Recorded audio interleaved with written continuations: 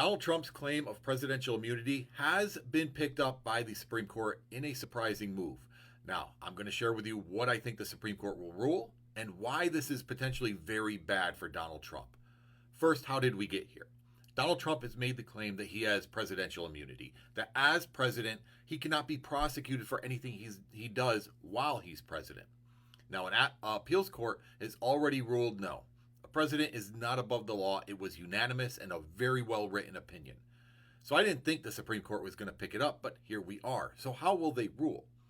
Well, it's likely that they're going to agree with the appeals court. I can't imagine a scenario in which the Supreme Court eliminates this checks and balance, almost gives away their power to provide a check and balance on the President of the United States.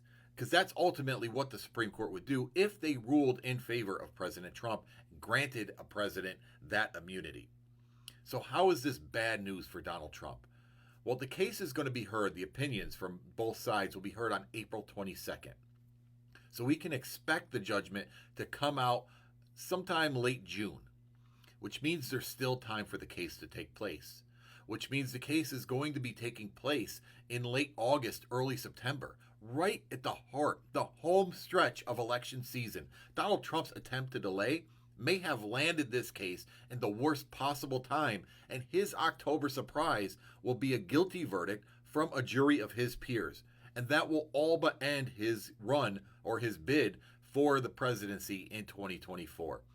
This is a move that I'm surprised Donald Trump was successful at getting to the Supreme Court, but it may have backfired in the worst possible way.